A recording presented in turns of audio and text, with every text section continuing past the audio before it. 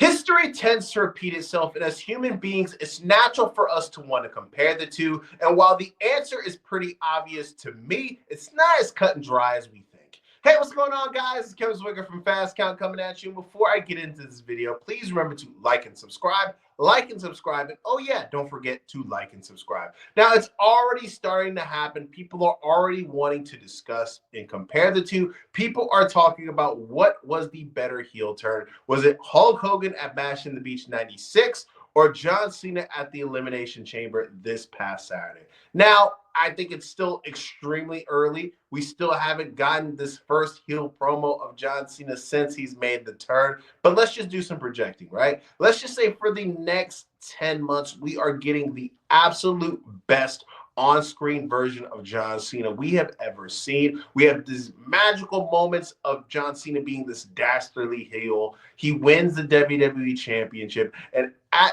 his last match in December, he either puts over Cody Rhodes again, or he puts over this brand new up-and-coming babyface and officially stamps him as the next guy. It would put a bow on this run.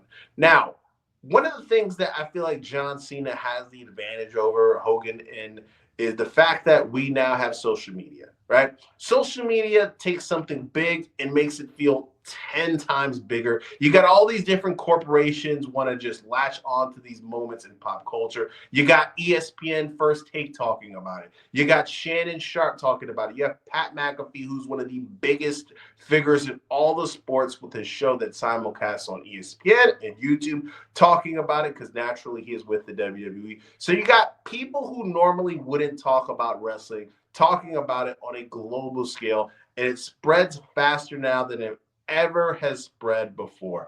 And John Cena has a longer run on top than Hulk Hogan did in the WWF. So he has those two things on his side.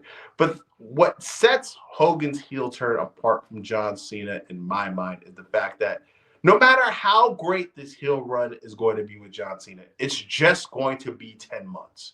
Not even a year of being able to experience this. And Hulk Hogan's NWO run was nearly 6 years. Now, there was a lot of years that you probably could have cut off, at the end of that. But still, it was a multi-year thing. We were able to spawn off either the greatest wrestling t-shirt of all time or the second greatest t-shirt behind the Austin 316. It was one of those moments in time that really transformed the industry. Think about this.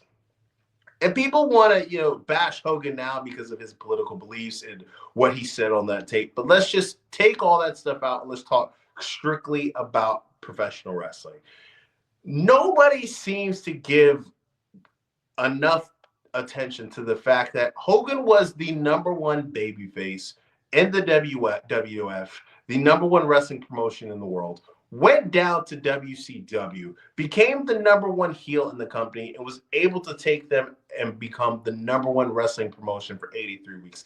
That's insane in my mind that a guy has had that much motion in his career, that he was able to take two different professional wrestling companies and put them at number one. And what it was able to do for Scott Hall and Kevin Nash, those are guys who were already established stars at the time, but he took them from here to here because they were associated with him. The Rock is going to be associated with John Cena. He's already the biggest guy in Hollywood. There's no more up. He is on the mountaintop, right? There's nobody that could get the rub that John Cena is going to be able to do that Hulk Hogan was able to give those two guys, because The Rock is already a made man. Now, unless they want to involve a third man, whether it's somebody like Trick Williams, who I think could really gain a lot by being associated with these two Hollywood titans, or a guy like LA Knight, who is feeling, in my mind, like he's a little bit floundering. He was at a point where he was red hot, but he feels like he's really cooled off within the last,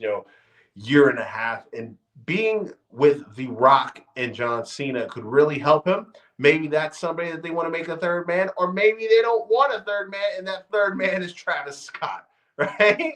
Who's already a superstar, in that position as well. So the fact that Hogan was able to give the rub to other individuals and help them get to another level, I think that gives that the advantage as well.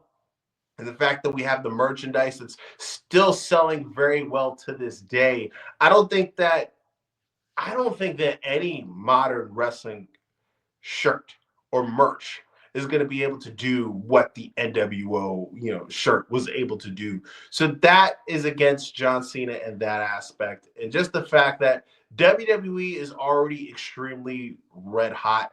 They're already number one. There's no more levels to get. Even AEW in its peaks of peaks in 2021, there was never a moment where there was a point where they were going to take, WWE and put them out of business. That's just not a thing. And even tomorrow, if a new wrestling company was to start up, they're not taking WWE out either. So the WWE is in a position where whether they whether they had a John Cena heel turn or they didn't, they were going to be right.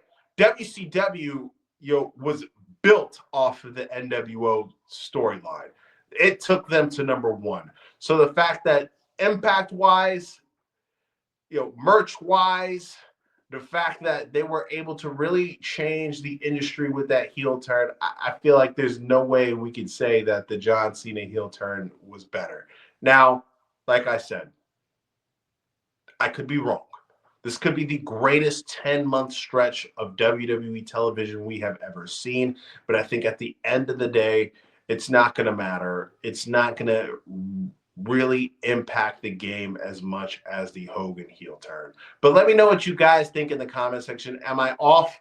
Do you think I'm just, totally dumb and the Cena heel turn is much more better and much more impactful than the Hogan heel turn? Or do you agree with me and you see what I'm trying to say? Let me know in the comment section. And like I said earlier, guys, remember to like the video and subscribe. It costs you nothing to hit the like button and subscribe, and it helps the channel out in more ways than you even know. I am Kevin Zwicker. I'm out.